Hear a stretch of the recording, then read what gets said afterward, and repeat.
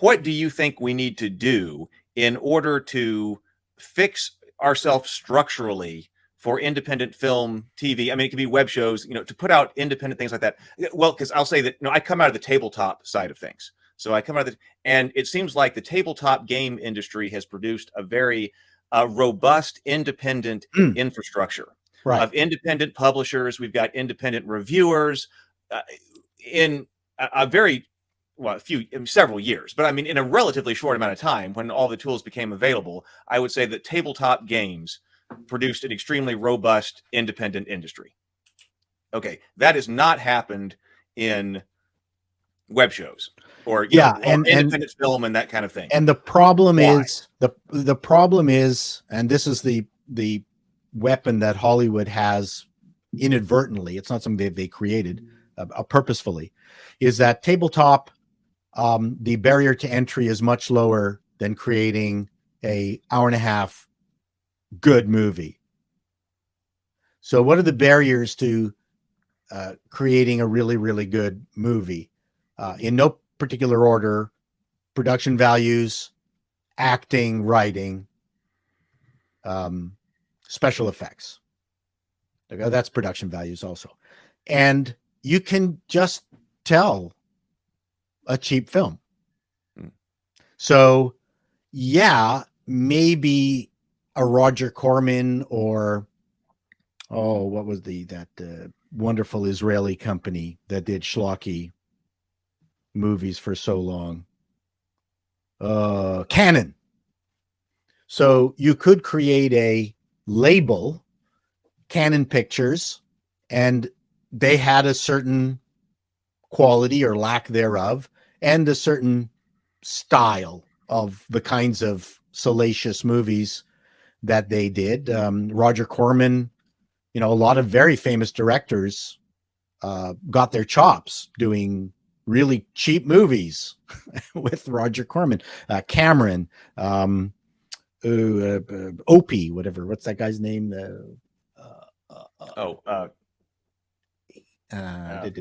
He did Apollo 13. Yeah, he did Apollo 13. Yeah.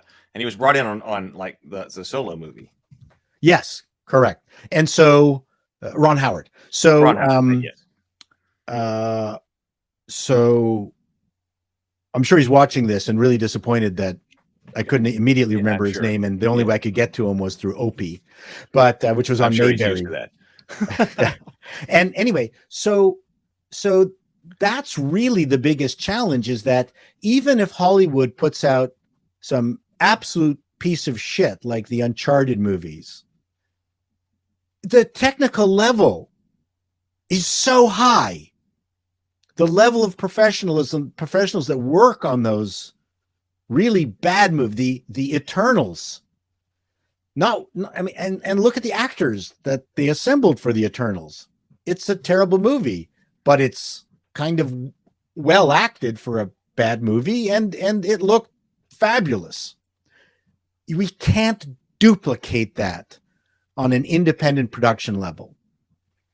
That's one of the biggest barriers to entry, because people expect a certain level of quality. So part of any kind of independent production to get it going is if we do find a way to create an independent production company, first of all, I think long form, like doing TV, is a better thing to do than trying to create movies, because it's easier to find okay actors that will do, let's say a sitcom or whatever, and you can do those relatively inexpensively.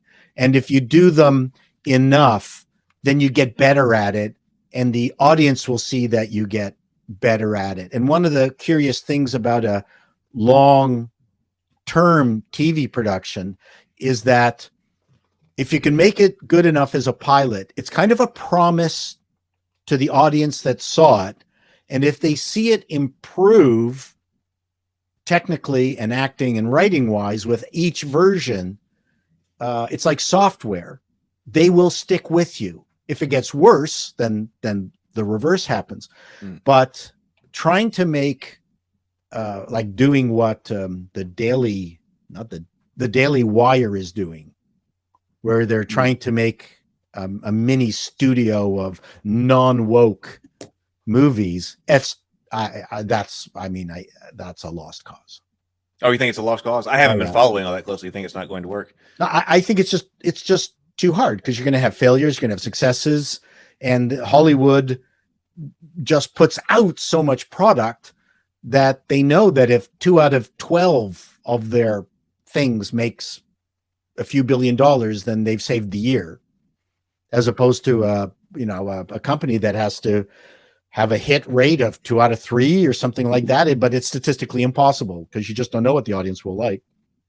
Anyway, and then, is an independent company going to get, an actor of the quality of Chris Pratt or somebody like that? And if they develop an actor of that quality, then they're going to be stolen away by Hollywood. Right? Could you keep them? No, you can't. Probably not. You can't keep them. It's like the poor baseball or sports franchises. They can't keep their good players that they've developed.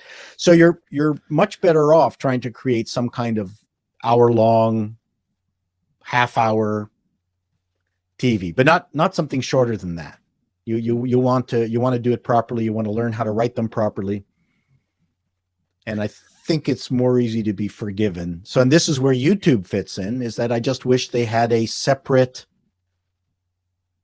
independent producers division, where they just hive that off. They don't have to do much in terms of promoting it. But as I mentioned to you, they do need to develop an Entertainment Tonight like YouTube show, where I want to talk to you specifically about that. So every single day they need to talk up the shows that appear on their independent channel, not their stupid red channel that they screwed up. So I would say that yes, the expense, I fully agree, is a huge obstacle toward getting anything independent going. I coupled that with the idea that the consumers are generally not.